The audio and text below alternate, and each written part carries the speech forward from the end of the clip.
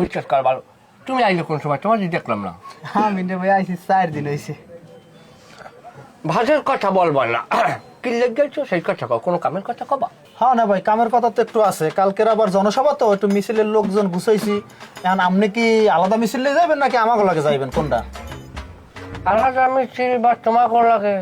তুমি কি রাজনীতি করো? করি না, কি কোন? কয় ফেরে নাই ভাত বিলই বাদে ভাত ফাত। বেটা তুই খয়রাতি মানুষ, তোর আবার রাজনীতি? রাজনীতি হলে রাজার নীতি। দেখো পেটে ভাতা চেহারা রাজনীতি করে। তুই মনে করো পেট খিদের মানুষ, তুই 3 দিন কামনা করলে তোর চুলায় বিলই ঘুমায়, তুই যে তুই রাজনীতি। এখন ওই একটা তামসার কথা না, হ্যাঁ? এবার তুই রাজনীতি করবি কে? রাজনীতি করবে বিত্তশালী যাদের অর্থ সম্পদ আছে হেরা।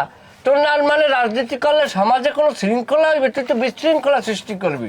হ্যাঁ কি যে কর না ভাই, আপনার লাগে তো এক লগেই তো রাজনীতি করতে চাই। না, তোমার না মানে আমার লাগে রাজনীতি করা লাগবে না। হলো আমি আগামী মানুষ হয়ে রাখতে চাই না। তুমি মরলে তোমার দাফন দেবে, দাফন কাফনে তোমার কবরের জায়গা নাই। তুমি রাজনীতি করো কি লেগে? তোমার বাড়ি সন্তানাদি আছে না? তোমার পিতামাতা আছে না?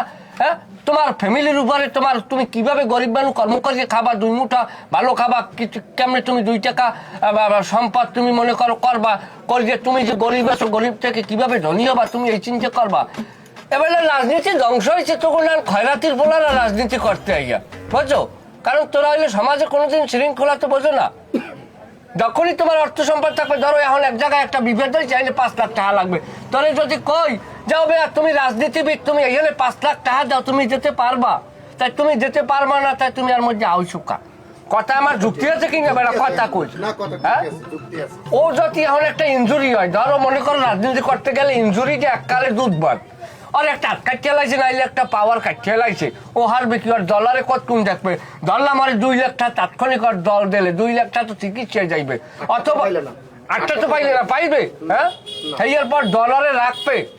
কোনোদিন হংস ঘোড়ার মালিক ওই লুলা ঘোড়া এরপর দৌড়ে লইছে? লয় নাই।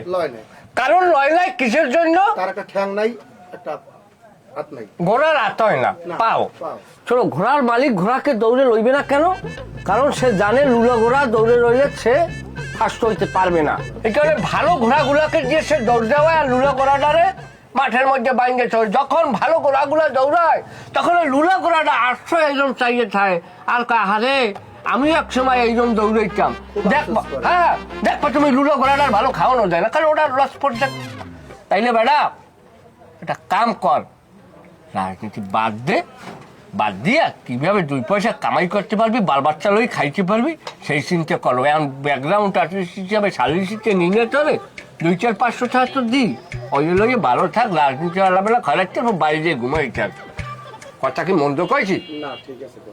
আন যাও, সরো। ওই সে বুঝি রাজনীতির করা স্বাদ এমনি মেরছে, আপনারাই করেন।